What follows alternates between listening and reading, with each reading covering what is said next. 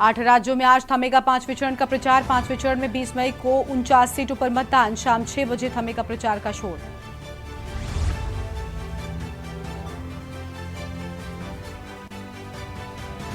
PM Modi की आज दिल्ली और हरियाणा में चुनावी सभा। दोपहर में अंबाला और शाम को सोनीपत में रहेंगे प्रधानमंत्री। इसके बाद दिल्ली में जनसभा।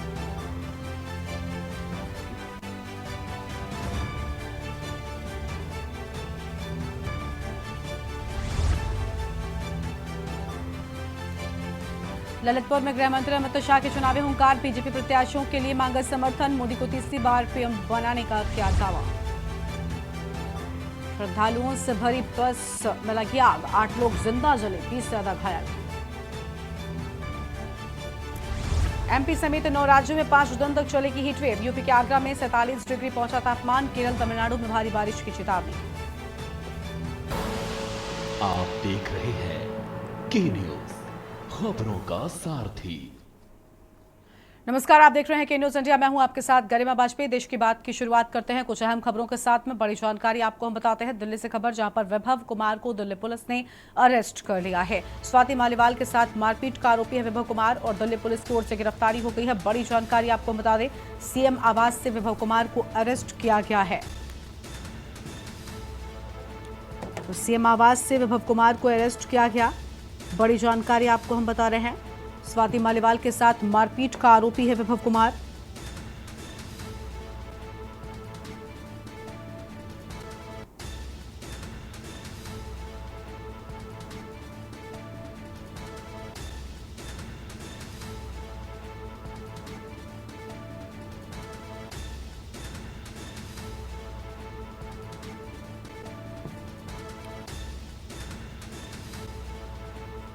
सीएम आवास से वैभव कुमार को अरेस्ट किए जाने की बात सामने आई है।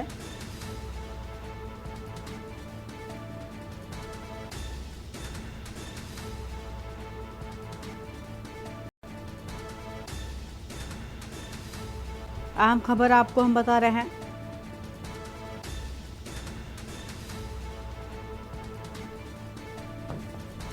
बड़ी जानकारी आपको हम बता दें, 30 हजारी कोर्ट में पुलिस वैभव को पेश करेगी। दिल्ली से खबर, स्वाति मालीवाल के साथ मारपीट का आरोपी है वैभव कुमार और सीएम आवास से वैभव कुमार को गिरफ्तार भी कर लिया गया है। तो सीएम आवास से वैभव कुमार की गिरफ्तारी हो चुकी है।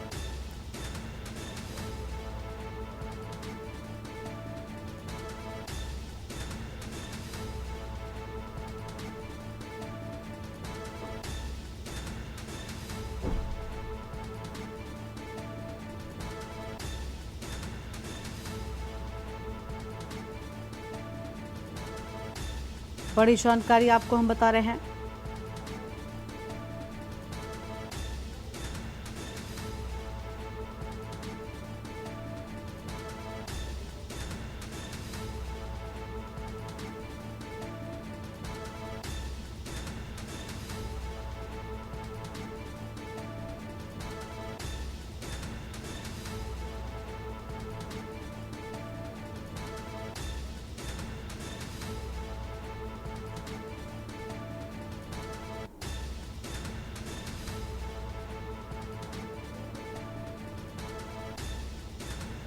अहम खबर आपको हम बता दें, वैभव कुमार को दिल्ली पुलिस ने अरेस्ट कर लिया है।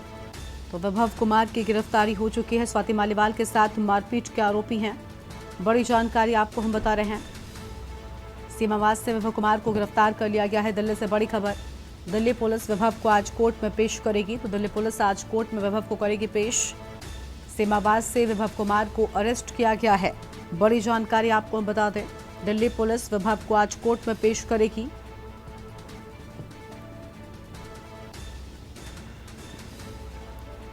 तीस हजारी कोर्ट में होगी पेशी। अहम जानकारी आपको हम बता रहे हैं।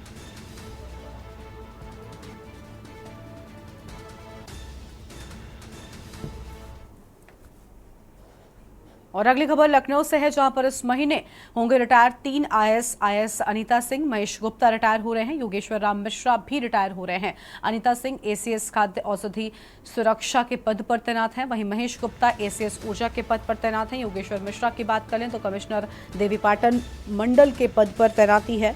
बड़ी जानकारी आपको हम बता रहे हैं। योगेश्वर राम मिश्रा भी रिटायर हो रहे हैं और 3 आईएएस रिटायर होने की बात सामने आई है। बड़ी जानकारी आपको हम बता रहे हैं।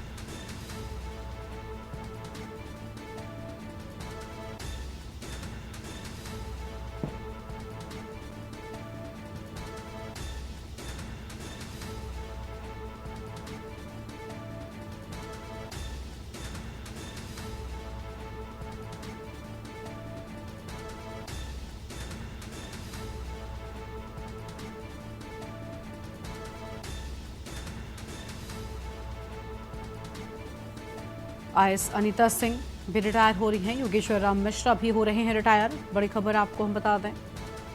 और अनीता सिंह एसीएस खाद्य औषधि सुरक्षा के पद पर तैनात हैं। अहम खबर, महेश गुप्ता एसीएस ऊर्जा के पद पर तैनात हैं।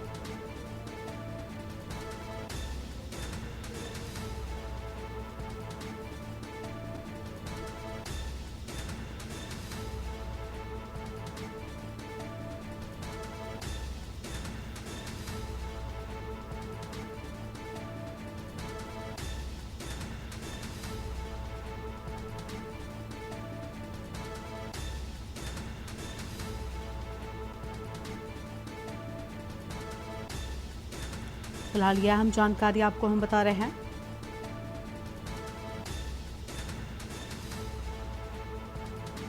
महेश गुप्ता एसीएस पद पर तैनात हैं और रिटायर होने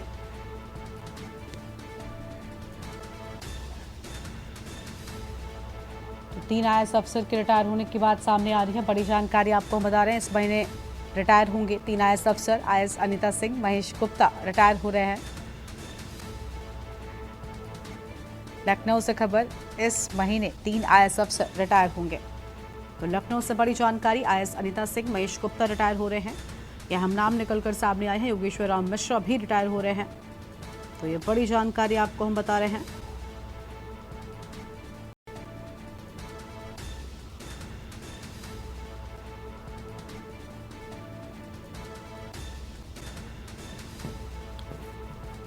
और कौशलेंद्र उपाध्याय से खबर पर बातचीत के लिए हमारे साथ में जुड़ चुके हैं। कौशलेंद्र, इस महीने 3 आईएएस अफसर रिटायर होने वाले हैं, जिनके नाम भी सामने आ चुके हैं। क्या है पूरी जानकारी? जी बिल्कुल, देखिए आपको बताएं कि 3 सीनियर आईएएस अफसरों को इस माह तक जो है रिटायरमेंट है, 30 मई तक इनको रिटायरमेंट की जो है उपाधि मिल जाएगी। आपको बताएं कि इसी में जो है अनीता सिंह जो आईएएस अफसर एसीएस इस समय औषधि प्रशासन है, वो जो है रिटायर हो रही हैं। उनके पति आईपीएस सुभाष चंद्रा, जो कि अभी मार्च में याद होगा कि वो जो है डीजी पद से रिटायर हुए थे। और अनीता सिंह कई मुलायम सिंह यादव और अखिलेश यादव की सरकार में प्रमुख सचिव मुख्यमंत्री के जो है पदभार संभाली है और लंबे वक्त तक ये मुख्यमंत्री कार्यालय से जुड़ी रही। लेकिन भारतीय जनता पार्टी की सरकार बनने के बाद इस साइड पोस्टिंग में चली गई। हालांकि फिर जो है इनको औषधि प्रशासन का चार्ज मिला जब प्रमोशन एसीएस बन गई। वहीं आपको बताएं महेश गुप्ता जो तमाम पदों पे रहे और जो है सचिवालय प्रशासन तक का जो है उन्होंने कार्यभार संभाला, वो भी इस माह रिटायर हो रहे हैं। और योगेश्वर राम मिश्रा जो प्रमोटी आईएएस अफसर हैं और इस समय देवीपाटन के मंडल के कमिश्नर हैं, उनका भी इसी माह रिटायरमेंट तय है। इन तीनों अफसरों को 30 मई तक शासन की तरफ से रिटायरमेंट दे दी जाएगी। बिल्कुल, साफ तौर पर यह अहम कदम सामने आया है। शुक्रिया आपका कौशलेंद्र हमारे साथ जुड़ने के लिए और अहम जानकारी साझा करने के लिए। तो ये बड़ी खबर आपको हम बता दें, जहां पर 3 अफसर इसी महीने रिटायर होंगे। अहम जानकारी आपको हम बता रहे हैं। अगली खबर श्रावस्ती से आपको बताते हैं, जहां कुल्हाड़ी से पति ने पत्नी पर हमला कर दिया। देर रात सोते समय पति ने घटना को अंजाम दिया है। पीछे गर्दन पर हुए वार से महिला की हालत गंभीर हो गई है। गंभीर हालत में मेडिकल कॉलेज में भर्ती कराया गया है।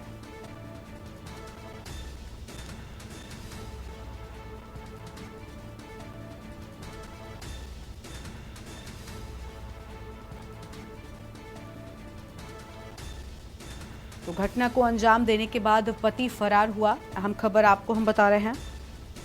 और पुलिस आरोपी की तलाश में जुट गई है। तो पुलिस पूरे मामले में आरोपी की तलाश में जुट गई है। अहम जानकारी आपको हम बता रहे हैं।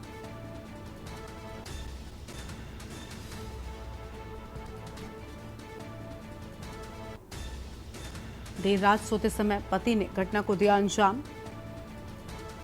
पीछे गर्दन पर हुए वार से महिला की हालत गंभीर बताई जा रही है।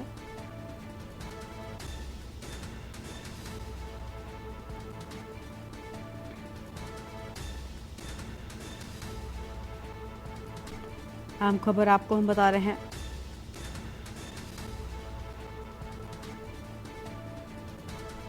जहां भगवानपुर बनकट साधुलाला पुरवा का ये पूरा मामला सामने आया है। श्रावस्ती से खबर, कुल्हाड़ी से पति ने पत्नी पर वार किया।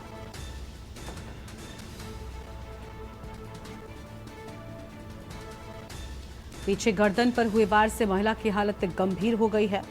गंभीर हालत में महिला को मेडिकल कॉलेज में भर्ती कराया गया है। तो गंभीर हालत में महिला को मेडिकल कॉलेज में भर्ती कराए जाने की बात सामने आई है।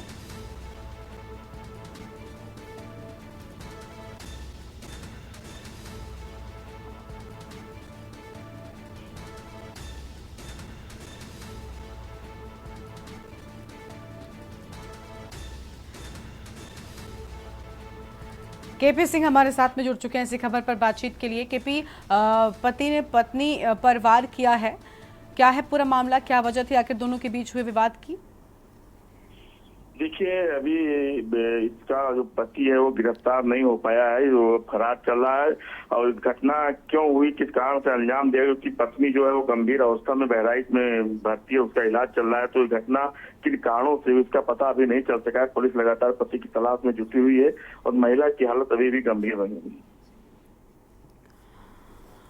बिल्कुल, शुक्रिया आपका केपी हमारे साथ जुड़ने के लिए। तो देखिए, महिला की गंभीर स्थिति है और महिला का इलाज जारी है। कुल्हाड़ी से पति ने पत्नी पर हमला कर दिया, गले पर गंभीर वार के चलते महिला की हालत फिलहाल ठीक नहीं है।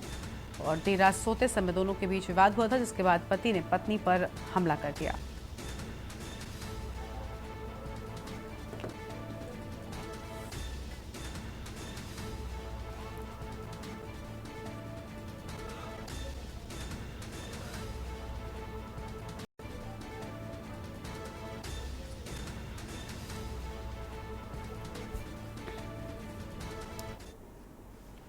और यहाँ पर रुकते एक छोटे से ब्रेक के लिए जल लौटेंगे। ब्रेक के बाद आप सभी का स्वागत है। श्रावस्ती से खबर, जहां 62वीं वाहिनी एसएसबी जवानों को मिली सफलता। भारत नेपाल सीमा से गेहूं तस्करों को गिरफ्तार किया गया है। 2 युवक गेहूं की ट्रॉली भारत नेपाल सीमा करा रहे थे पार। जवानों को देखकर ट्रॉली छोड़कर नेपाल की ओर भागे हैं युवक। एसएसबी जवानों ने एक युवक को धर दबोचा है। 38 क्विंटल गेहूं भी जब्त कर लिया गया है। एसएसबी ने युवक और जब्त गेहूं को कस्टम के हवाले किया। भारत नेपाल सीमा के पास का ये पूरा मामला हम आपको बता रहे हैं।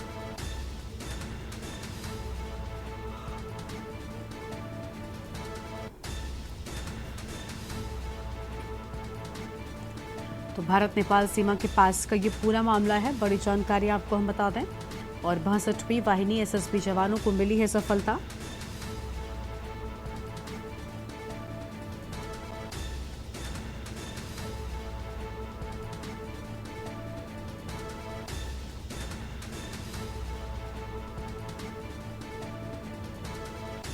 अहम खबर आपको हम बता रहे हैं।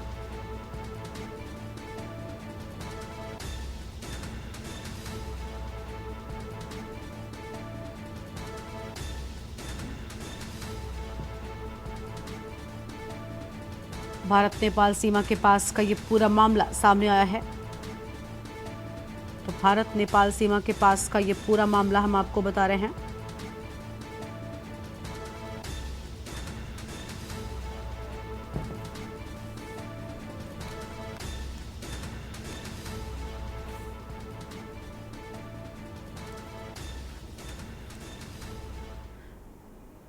और अगली खबर लखनऊ से है, जहां पर रिजर्व पुलिस लाइन में हुई ब्रीफिंग। चुनाव ड्यूटी पर लगे लोगों को अफसर ने ब्रीफ किया है। डीएम, पुलिस कमिश्नर, मंडलायुक्त ब्रीफिंग में मौजूद रहे हैं। ऑब्जर्वर ने किया सेक्टर मजिस्ट्रेट पुलिस फोर्स को brief. Paramilitary force, UP police को अफसर ने ब्रीफ किया। 20 मई को लखनऊ में मतदान होना है, उसको लेकर सभी तैयारियां पूरी की जा रही हैं। बड़ी जानकारी आपको हम बता रहे हैं।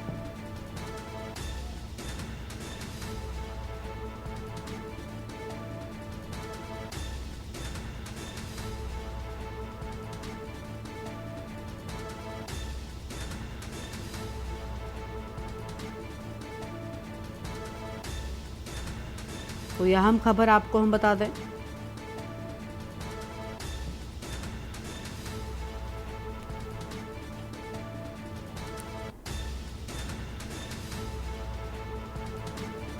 शिवा शर्मा हमारे साथ में जुड़ चुके हैं। शिवा, 20 मई को मतदान होना है लखनऊ में, जिसको लेकर ब्रीफिंग भी शुरू हो चुकी है। सभी अधिकारियों की ओर से जो लोग हैं उनको ब्रीफ किया गया है। जो भी चुनाव से जुड़े हुए लोग हैं उनको पूरी जानकारी दे दी गई है। क्या है और अपडेट आपके पास? देखिए, परसों लखनऊ के अंदर मतदान होना है और निष्पक्ष और निर्भय मतदान होने के चलते जो तमाम पुलिस अधिकारी हैं, जिला प्रशासन के अधिकारी हैं, वो लखनऊ में तैनात जिनकी चुनावी ड्यूटी लगी हुई है, उनको ब्रीफ कर रहे हैं और कैसे वोटर्स के लिए वो एकदम बहुत शांति होने चाहिए जब वो व्यक्ति कोई भी वोट डालने के लिए आम जनता आती है, और किस तरीके से पोलिंग बूथ पर उनकी तैनाती होगी। इसको लेकर लखनऊ के पुलिस कमिश्नर, लखनऊ के डीएम, खुद ऑब्जर्वर और मंडल आयुक्त, ये सभी लोग मौजूद थे और एक मंच से तकरीबन 2000 लोगों को ब्रीफ कर रहे थे। जो ज्वाइंट मजिस्ट्रेट है, जो सेक्टर मजिस्ट्रेट है, उन सब की ये ब्रीफिंग की जा रही थी। और जरूर तकरीबन 23,000 के आसपास जो पुलिसकर्मी हैं वो इस ड्यूटी में लगाए गए लखनऊ के अंदर, क्योंकि परसों ही चुनाव होना है और ऐसे में बहुत ज्यादा जो क्रिटिकल बूथ है उनकी संख्या इस बार बढ़ी है लखनऊ के अंदर। तो पुलिस की और जिला प्रशासन की जो चिंता है वो भी बढ़ी हुई है और इसी को लेकर के वो लगातार ब्रीफिंग भी कर रहे हैं। और आज लखनऊ के रिजर्व पुलिस लाइन में पुलिस अधिकारियों ने और जिला प्रशासन के अधिकारियों ने चुनाव में ड्यूटी लगने वाले लोगों को ब्रीफ किया है। बिल्कुल, बहुत शुक्रिया आपका शिवा हमारे साथ जुड़ने के लिए और अहम जानकारी साझा करने के लिए। तो बड़ी खबर आपको हम बता दें, जहां पर सभी को ब्रीफ कर दिया गया है। ऑब्जर्वर ने सेक्टर मजिस्ट्रेट और पुलिस फोर्स को ब्रीफ किया है। बड़ी जानकारी आपको हम बता रहे हैं। पैरामिलिट्री फोर्स, यूपी पुलिस को अफसर ने ब्रीफ किया।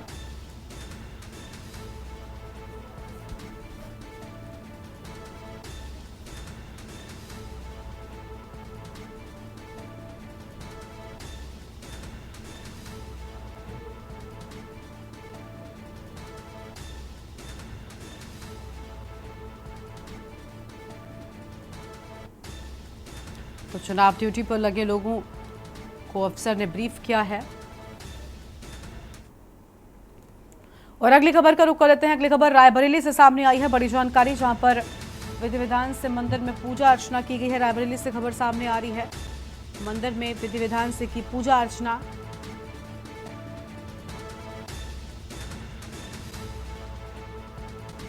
तो बड़ी जानकारी आपको हम बता रहे हैं। माता मनसा देवी की पूजा अर्चना करती नजर आई हैं प्रियंका गांधी। तस्वीर आपको हम दिखा रहे हैं।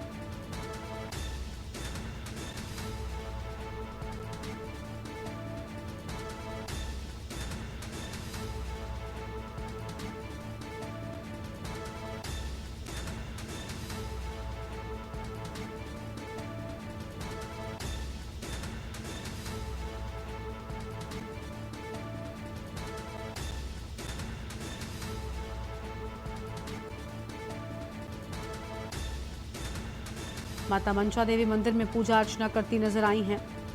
अहम जानकारी आपको हम बता रहे हैं।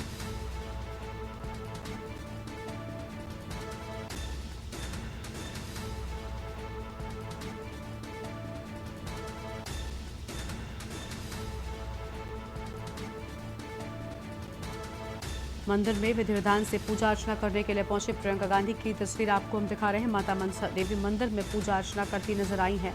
केशवानंद शर्मा हमारे साथ में।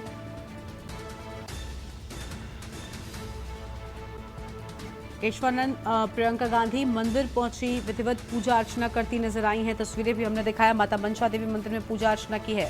तो कहीं ना कहीं माता का आशीर्वाद भी चुनाव से पहले।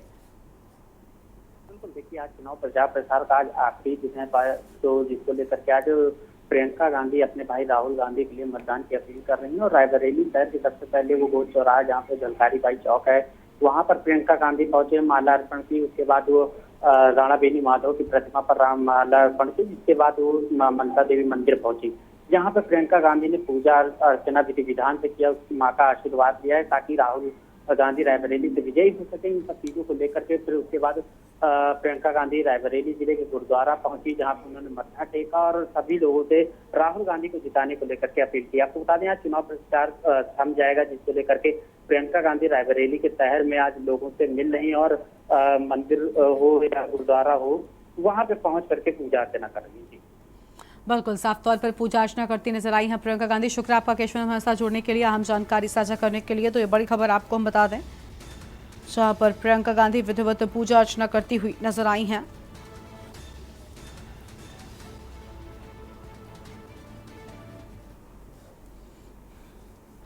और अब सीधा आपको महाराष्ट्र के पालघर लेकर चलते हैं, जहां पर मुख्यमंत्री योगी क्या कुछ कह रहे सुन लेते हैं। अगर कांग्रेस गठबंधन की सरकार बनी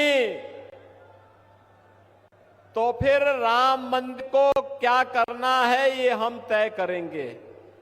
हमने कहा भी देखो रामलला तुम्हें इस लायक छोड़ेंगे ही नहीं कि तुम दिल्ली पहुंच सको। दूसरा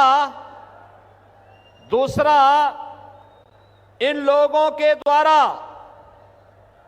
हमेशा प्रयास किया गया, ये डराते थे, कहते थे राम मंदिर हिंदुओं के पक्ष में अयोध्या फैसला आ गया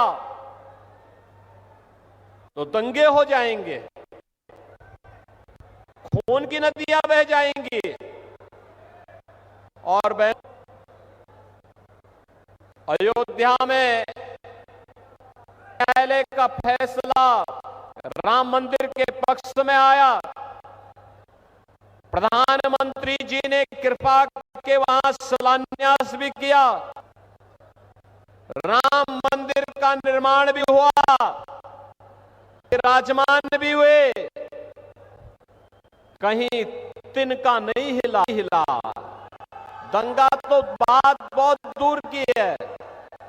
और गठबंधन वालों को भी कहना चाहता हूं, उत्तर प्रदेश तो पिछले 7 वर्ष में कोई दंगा ही नहीं हुआ।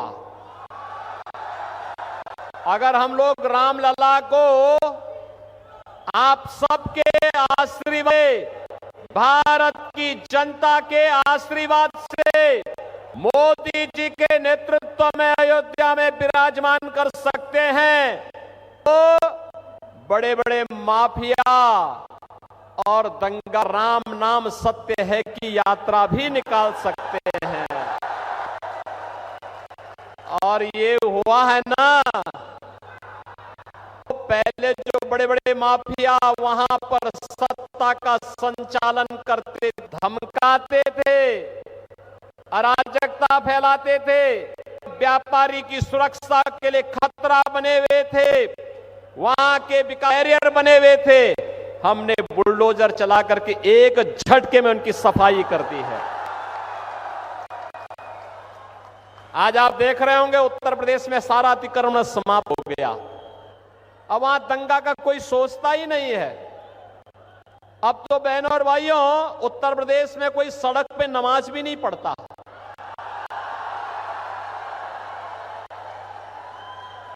मस्जिदों के भी माइक उतर गए। अगले 5 वर्ष में आप देखेंगे कि लोग भूल ही जाएंगे कि ये भी कोई चीज होती थी, कि चिल्लाहट होती थी, लोग परेशान होते थे, लोग भूल जाएंगे। बहनों और भाइयों, हमें अगर एक भारत श्रेष्ठ भारत बनाना है तो सबकी भावनाओं का सम्मान करना होगा, भारत के महापुरुषों को सम्मान देना होगा, भारत के देवी देवताओं को हर हाल में उनके प्रति आदर का भाव रखना होगा, हर बेटी को पूरी सुरक्षा देना होगा, हर व्यापारी को संरक्षण देना होगा, हर युवा के हाथ को रोजगार देना होगा, हर चेहरे पर खुशहाली लाना होगा। और यही तो छत्रपति शिवाजी महाराज का हिंदवी स्वराज का पाठ है। और यही कार्य तो मोदी जी कर रहे हैं। पिछले 10 वर्ष में हमने बदलते हुए भारत को देखा है। बहनों और भाइयों, ये नया भारत, इस भारत में दुनिया के अंदर भारत का सम्मान बढ़ा है, सीमाएं सुरक्षित हुई हैं, आतंकवाद और नक्सलवाद का लगाम कसा गया है। और आपने भी देखा है, आतंकवाद और नक्सलवाद तो पूरी तरह नकेल कर गया है, लेकिन अगर कहीं पटाखा का भी थोड़ा सा जोर से आवाज हो जाए तो सबसे पहले पाकिस्तान सफाई देता कि मेरा हाथ नहीं है, मेरा हाथ नहीं है, क्योंकि उसे मालूम है ये भारत है। छेड़ता नहीं, लेकिन कोई छेड़ता है तो छूता भी। और कांग्रेस की सरकार के समय क्या होता था, आतंकवाद होता था, मुंबई विस्फोट हुए थे, कांग्रेस को क्या कहते थे, यूपीए सरकार कहती थी आतंकवादी सीमा पार के हैं। अरे सीमा पार के हैं तो आपकी मिसाइल कब के लिए है? जैसे मोदी जी ने एयर स्ट्राइक करके सीधे पाकिस्तान के अंदर घुस करके आतंकवाद को पूरी तरह तबाह किया। और अब तो आपने देखा होगा ब्रिटेन के एक बड़े समाचार पत्र ने यह लिखा कि पाकिस्तान के अंदर पिछले 3 वर्ष के अंदर जितने बड़े दुर्दांत आतंकवादी थे वे एक एक करके मारे गए और मारने वालों में भारत की एजेंसी का हाथ है। वह जो हमारा दुश्मन है हम उसकी पूजा थोड़े करेंगे। अभी हमारे लोगों को मारेगा, कोई हमारे लोगों को मारेगा तो हम उसको पूजेंगे नहीं भाई, हम भी तो उसको वही करेंगे जिसका वो हकदार है, जिसका वो हक है। और वही हो रहा है। और अब तो पाकिस्तान को, पाक अधिकृत कश्मीर को बचाना मुश्किल हो रहा है। आप देखना चुनाव के बाद मोदी जी को तीसरी बार प्रधानमंत्री बनने दीजिए, अगले 6 महीने के अंदर आप देखेंगे कि पाक अधिकृत कश्मीर भी भारत का हिस्सा हुआ। ये इसके लिए हिम्मत चाहिए होती है, हिम्मत, दम हो तभी ये काम हो सकता है। ये कांग्रेस की तरह नहीं, इंडी गठबंधन के नेताओं की तरह, उनके घटक दलों की तरह नहीं कि हम आतंकवाद पर कुछ नहीं कर सकते क्योंकि ये तो पाकिस्तान से, यही तो बोलते थे ये लोग। आज अगर वह कुछ करता है तो वो थोड़ी सी टेढ़ी नजरों से देखता क्या है कि उससे पहले कि वो भारत की तरफ नजरें टेढ़ी करे उसकी नजरों को ही निकाल करके बाहर कर दिया जाता है, कहा जाता चुप, ये नहीं चलेगा। बहन और भाइयों, तो महाराष्ट्र के पालघर से आप सुन रहे थे मुख्यमंत्री योगी आदित्यनाथ को, जिनकी ओर से अहम बातें कही गई हैं। एक छोटे से ब्रेक के लिए यहाँ पर रुकते हैं, चल लौटेंगे। ब्रेक के बाद आप सभी का स्वागत है। पीलीभीत से अहम खबर आपको बता दें, इस बीच पीलीभीत से एक अहम जानकारी सामने आ रही है। तो पीलीभीत में एलएलबी के छात्र का खेत में मिला शव। तो एलएलबी के छात्र का खेत में शव मिला है। छात्र के शरीर पर मिले चोट और जले के निशान। तो छात्र के शरीर पर चोट और जले के निशान भी मिले हैं। बड़ी जानकारी आपको हम बता रहे हैं।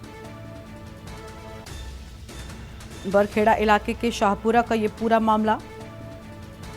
पीलीभीत से खबर, एलएलबी के छात्र का खेत में मिला शव। कानपुर से अगली खबर, जहां चकरपुर मंडी के पास मिला शव। संदिग्ध परिस्थितियों में रोड किनारे मिला है शव। मौके पर पहुंची सचेंडी पुलिस ने फॉरेंसिक टीम को बुलाया है।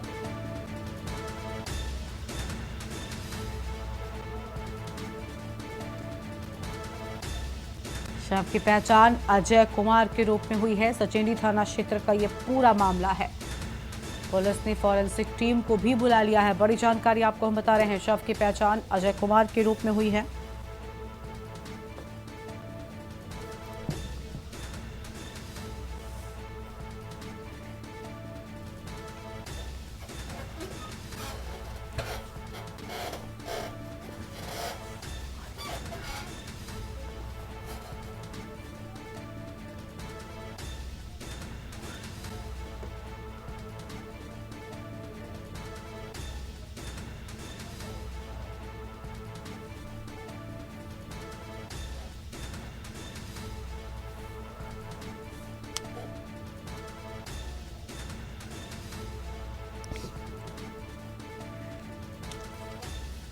तो सचेंडी थाना क्षेत्र का ये पूरा मामला है। बड़ी जानकारी आपको हम बता रहे हैं। चकरपुर मंडी के पास एक शव मिला है।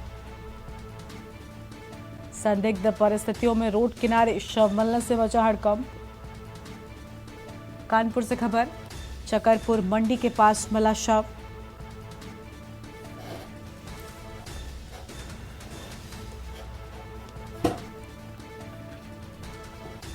और इसी खबर पर बातचीत के लिए हमारे साथ अमित शर्मा हमारे संवाददाता जुड़ चुके हैं। अमित, पुलिस ने फॉरेंसिक टीम को भी बुलाया है। एक शव मिला है, अब तक पहचान बताया जा रहा है हो गई है, लेकिन क्या है पूरी और जानकारी आपके पास?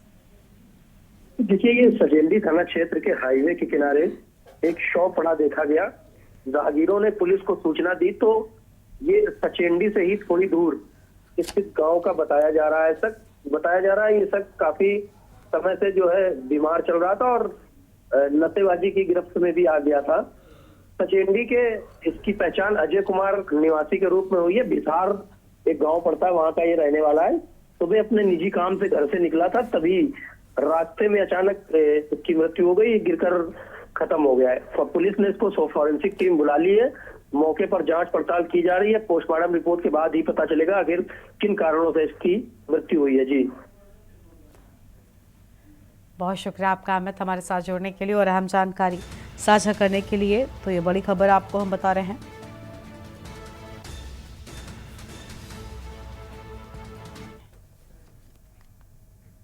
और आगे बढ़ेंगे खबरों की ओर। अगली बड़ी जानकारी आपको बुलंदशहर से बताते हैं, जहां पर दो पक्षों में जमकर मारपीट हो गई है। बड़ी जानकारी सामने आई है इसी बीच बुलंदशहर से। तो यह अहम खबर आपको हम बताते हैं।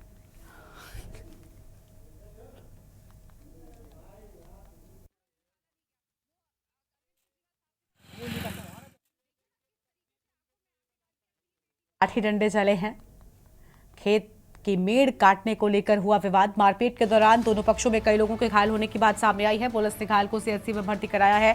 बड़ी जानकारी बुलंदशहर से आपको हम बता दें, जहां डॉक्टरों ने घायल को हार्ट सेंटर रेफर कर दिया है। मौके पर पहुंची पुलिस तहरीर के आधार पर जांच में जुटी है। थाना बीबी नगर थाना क्षेत्र के गांव लाडपुर का ये पूरा मामला है।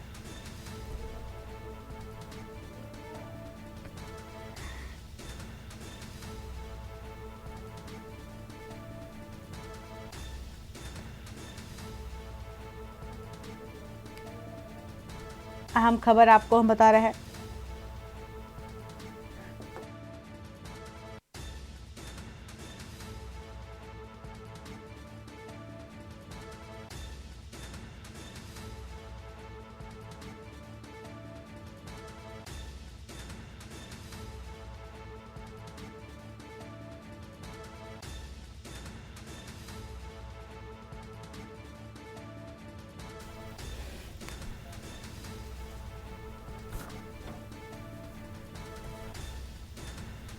बड़ी जानकारी आपको हम बता रहे हैं, जहां पर दो पक्षों के बीच विवाद हो गया। और इसी खबर पर बातचीत के लिए हमारे साथ हमारे संवाददाता अनिल मीणा जुड़ चुके हैं। अनिल, दो पक्षों के बीच मारपीट हुई, क्या वजह थी आखिर? जी देखिए, बिल्कुल मैं आपको बताऊं, जनपद बुलंदशहर थाना बीबी नगर क्षेत्र के गांव लाडपुर का मामला है, जहां खेत की मेड़ को काटने को लेकर दो पक्षों में जमकर लाठी और डंडे चले हैं। हालांकि बात की जाए तो मारपीट में दोनों ही पक्षों में करीब 1 दर्जन लोग गंभीर रूप से घायल हुए हैं। और घायलों की बात की है तो पुलिस ने हालांकि मौके पर पुलिस पहुंची और दोनों पक्षों के लोगों को सीएचसी में भर्ती कराया। अन्य डॉक्टरों में जब गंभीर हालत को देखते हुए दोनों ही पक्ष के लोगों को हायर सेंटर रेफर कर दिया है। हालांकि पुलिस का कहना है कि तहरीर अभी किसी पक्ष की आई नहीं है, लेकिन तहरीर आने के बाद में दोनों ही पक्ष के खिलाफ कार्रवाई की जाएगी। किसी तरह से माहौल को बिगाड़ने नहीं दिया जाएगा। अगर बात की जाए मेड़ काटने को लेकर विवाद हुआ है और अब देख रहा ये होगा कि जो पुलिस का कहना है कि गलती किस पक्ष की है, तो दोनों ही पक्षों की जांच की जा रही है। अगर जिस पक्ष की जिस गलती होगी उसके खिलाफ उसी हिसाब से कार्रवाई होगी। दोनों पक्षों की अगर लोगों की बात करें, 1 दर्जन करीब दोनों पक्षों के करीब लोग घायल हैं और दोनों पक्षों के लोगों की गंभीर हालत बनी हुई है। अभी तक किसी पक्ष के लोगों की अगर बात की जाए तो हालत ज्यादा ही नाजुक बनी हुई है। पुलिस का कहना है दोनों पक्षों हायर सेंटर के लिए रेफर कर दिया गया है। जांच की जा रही है, जांच के बाद कार्रवाई की जाएगी। हालांकि अगर माहौल की बात की जाए तो अभी जो गाँव में पूरी तरह से माहौल शांतिपूर्ण है। किसी तरह का कोई भी गाँव में कोई भी उपद्रव की संभावना नहीं है। जी, बहुत शुक्रिया आपका हमारे साथ जुड़ने के लिए और अहम जानकारी साझा करने के लिए। मौके पर पहुंची पुलिस तहरीर के आधार पर जांच में जुट गई है। थाना बीबी नगर क्षेत्र के गांव लाडपुर का ये पूरा मामला हम आपको बता रहे हैं। और अगली खबर श्रावस्ती से आपको बताते हैं। इस बीच श्रावस्ती से बड़ी जानकारी, जहां पर पुलिस के हाथ बड़ी सफलता लगी है। श्रावस्ती से अहम खबर आपको हम बता दें, चोरी के माल समेत 2 चोर गिरफ्तार किए जाने की बात सामने आई है। श्रावस्ती से खबर, चोर के पास से टिल्लू पंप, प्लास्टिक पाइप भी बरामद किया गया है।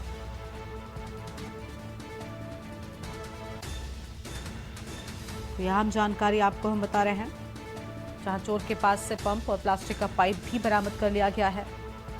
चोरों के कब्जे से अवैध तमंचा व कारतूस बरामद किए जाने की भी बात सामने आई है। अहम खबर आपको हम बता रहे हैं।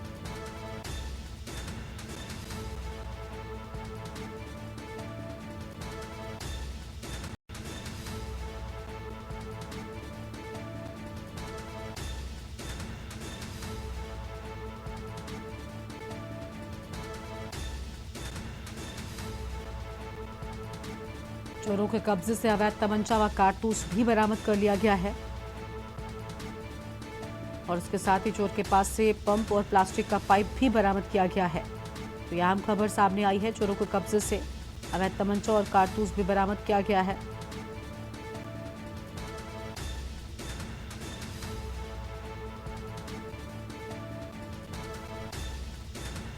तो श्रावस्ती से खबर, पुलिस के हाथ बड़ी सफलता लगी है।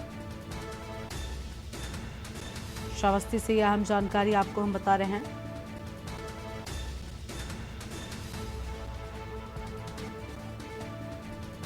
चोरों के कब्जे से अवैध तमंचा व कारतूस बरामद किया गया। चोरों के पास से टल्लो पंप भी बरामद किया गया है।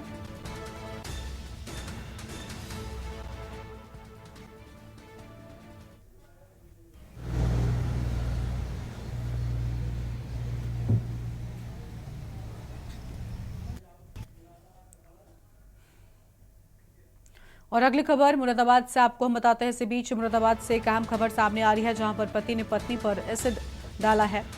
तो मुरादाबाद से खबर सामने आई, पति ने पत्नी पर डाला एसिड। पुलिस ने आरोपी पति को गिरफ्तार भी कर लिया है। अहम खबर आपको हम बता रहे हैं।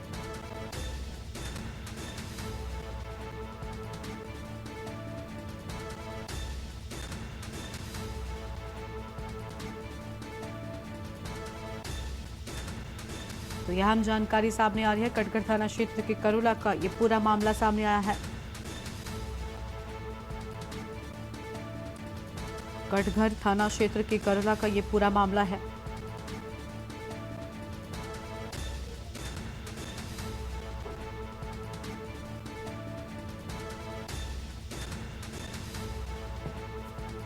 पत्नी के चेहरे और अन्य हिस्सों में भी तेजाब डाला है। हालांकि इस पूरे मामले के बाद गिरफ्तारी हो गई है। घरेलू विवाद को लेकर पत्नी तबस्सुम पर डाला तेजाब। गंभीर हालत में महिला को अस्पताल में भर्ती कराया गया है। कटघर कोतवाली का पूरा मामला, करोला की ये पूरी घटना है। बड़ी खबर आपको हम बता रहे हैं।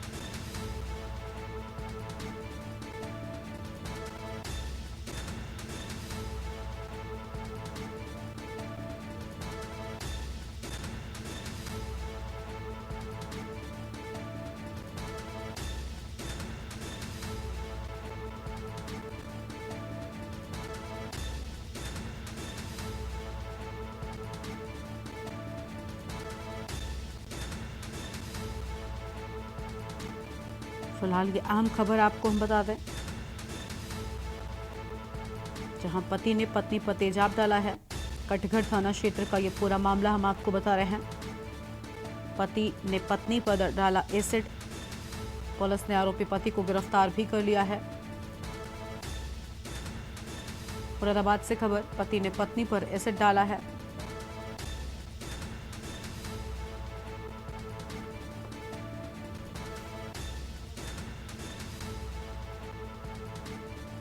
मुरादाबाद से हमारे साथ हमारे संवाददाता मोहम्मद नजर जुड़ चुके हैं। नजर, घरेलू विवाद को लेकर बताया जा रहा है कि पति पत्नी के बीच नाराजगी थी और जिसके बाद पति की ओर से ये कदम उठाया गया है। फिलहाल स्थिति कैसी है और गिरफ्तारी हो चुकी है? क्या पूछताछ हुई इस शख्स से? जी बिल्कुल, हम बता दें कि मुरादाबाद में कटघर थाना क्षेत्र के अंतर्गत जो है ये घरेलू मामलों को लेकर इसमें एसिड डाला था और इसमें जो पति है उसकी गिरफ्तारी हो चुकी है। अभी महिला के हालात नाजुक बताए जा रहे हैं। बहुत शुक्रिया आपका हमारे साथ जुड़ने के लिए और अहम जानकारी साझा करने के लिए।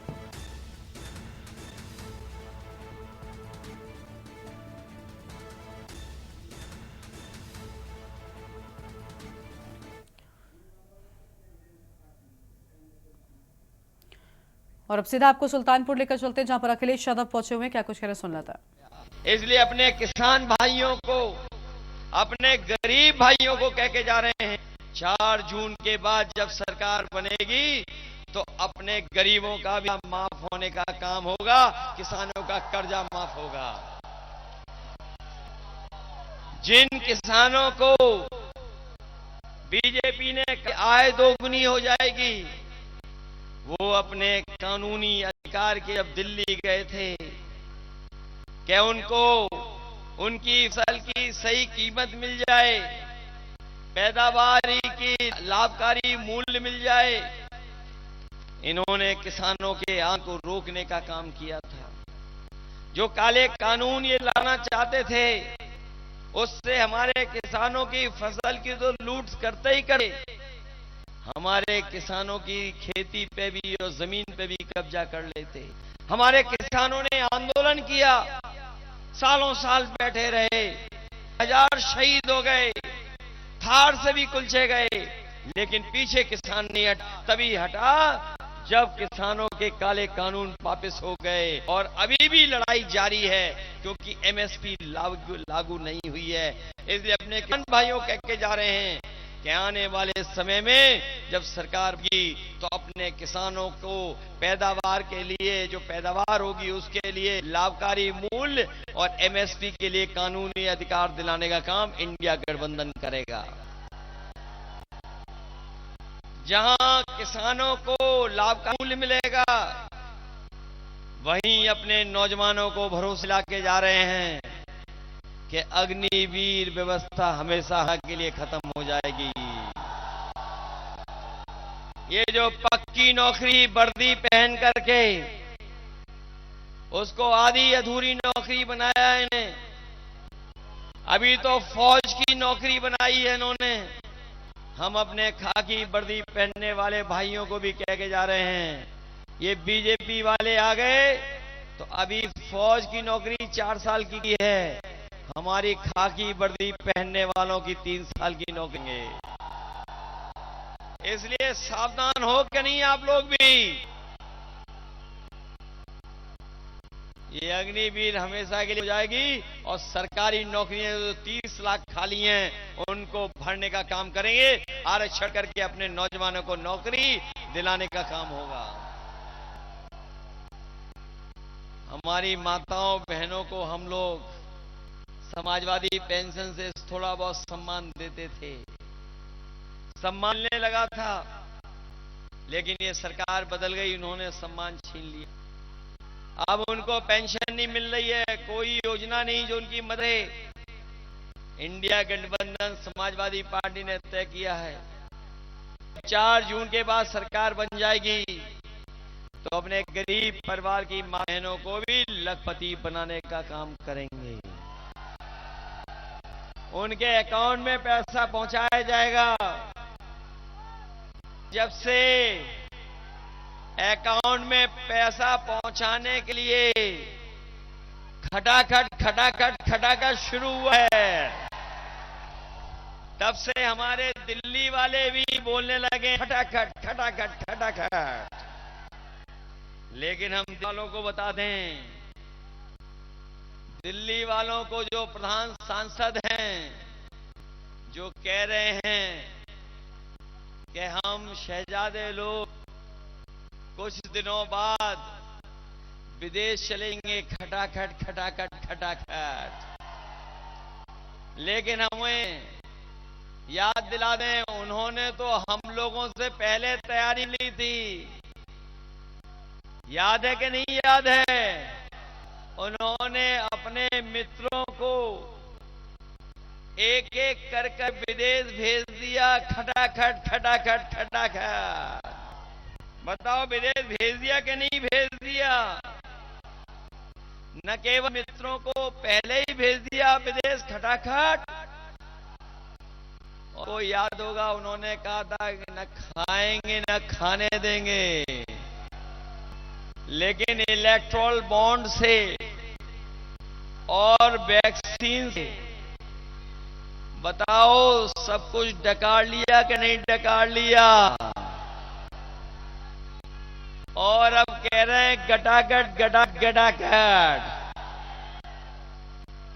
और जनता ने भी तय कर लिया है कि इस बार ने एक भी वोट नहीं देंगे और हटाने का काम करेंगे फटाफट। बताओ हटाओगे कि हटाओगे? वोट के लिए सावधान रहोगे अपने? रोटी कपड़ा बताओ, संविधान बचाओगे? ये जहां हमारे आपके भविष्य का है, वहीं आने वाली पीढ़ी के भविष्य का भी है। साथ ही साथ संविधान बचाने का है, लोकतंत्र बचाने का है और आरक्षण बचाने का चुनाव है। इसलिए आप लोग करने का काम करना। और जब बूथ पर जाओ तो अपने बूथ की रक्षा करोगे। ऐसा तो नहीं कि अगर कोई रुकावट पैदा करे तो आप वोट डालने नहीं जाओगे, घबरा तो नहीं जाओगे। वोटर लिस्ट में कहीं नाम हो वहां पहुंच करके वोट डालोगे, अपने बूथ की रक्षा करोगे। और अगर आपने बूथ की रक्षा कर ली तो याद रखना, जो डबल इंजन वाले अपनी बड़ी बड़ी होर्डिंग लगा रहे हैं, जिनका एक इंजन पहले से गायब है, दूसरा इंजन आपके वोट डालने के बाद गायब हो जाएगा। और सुना है मैंने कि जो बड़ी बड़ी होर्डिंग लगी हैं दिल्ली वालों की, उसमें यहां के जो प्रत्याशी हैं उनकी फोटो पहले से ही गायब है। बताओ गायब है कि नहीं है? तो आपको संदेश दे रहे हैं कि नहीं दे रहे होर्डिंग? और जो लोग कह रहे थे 400 पार, जो कह रहे थे 400 पार, जनता का गुस्सा देखकर भूल गए कि नहीं भूल साहब? और 400 पार का मत बाद में समझ में आया। उस मतलब ये समझ में आया कि वो पहले से जानते थे कि 400 सीटें नहीं जीत पा रहे हैं। वो कह रहे थे 400 पार वाली सीटें जीतेंगे। तो लोकसभा में बताओ कितनी सीटें हैं? 543। और अगर 400 हटा दी तो बताओ कितनी बची? तो यही तो बीजेपी वाले कह रहे थे कि हम 400 पार देंगे। इसका मतलब कितनी? लेकिन हम जानते हैं कि 140 करोड़ की जनता इस बार 140 सीटों के लिए भी इन्हें तरसा देगी। बताओ बीजेपी हार रही कि नहीं हार रही है? 4 चरणों में तो हार रही, 5वें में हार रही। आगे आप हराओगे कि नहीं हराओगे? पता लग गया होगा कि हारते चले आ रहे हैं। बिल्कुल हरा दोगे कि नहीं हरा दोगे? न केवल हरा देना, बल्कि इतना वोट डालना, इतना वोट डालना कि ये 7 समुंदर पार दिखाई दें। बोलो डालोगे वोट? इधर बीजेपी के सांसदों के लिए एक दिल्ली से गाना मिला है हमें, और जब मैं सुल्तानपुर आया तो वो कलाकार भी हमें मिल गया। ये इतने बड़े कलाकार हैं उम्र से, लेकिन साइज से बहुत छोटे।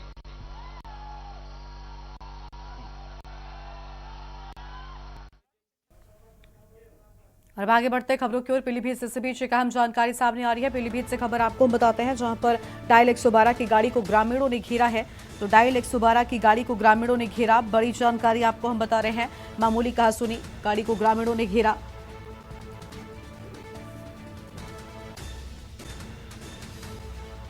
बड़ी खबर आपको हम बता रहे हैं। पीलीभीत से खबर, डायल 112 की गाड़ी को ग्रामीणों ने घेरा है। मामूली कहासुनी के चलते ग्रामीणों ने गाड़ी को घेरा है।